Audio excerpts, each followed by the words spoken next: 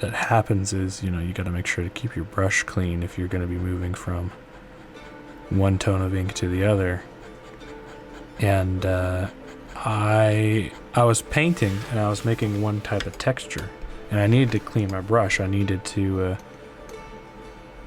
wipe out the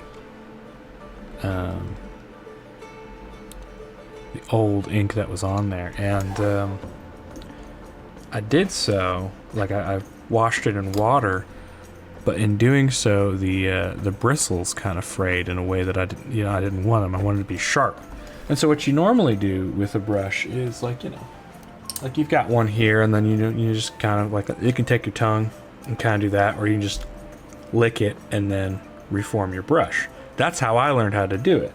But the thing is, you know, I didn't think about what I was doing, and the ink, I had just dipped my brush in the ink after cleaning it, and so I just went, yeah.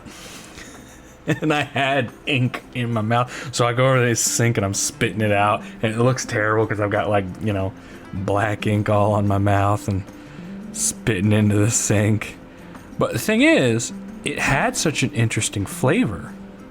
Not that I would suggest ever trying that with ink, especially not India ink. I don't know if it's toxic or not, but I'm sure it's not good for you. I don't think the ink I ingested was any more good for me, but because it was like a Japanese sumi ink, it had been made from that tree, and so it tasted like ash, and it tasted like, you know, what you know, burnt wood tastes like.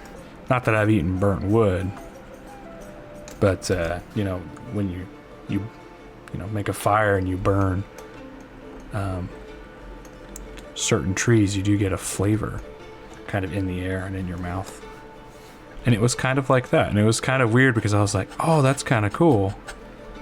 And I was telling people about that, and they're like, okay, that's great, but can we rewind back to the part where you willingly and knowingly stuck an ink brush into your mouth? I'm like, I didn't knowingly do it, you know, I didn't mean to. I mean, I did.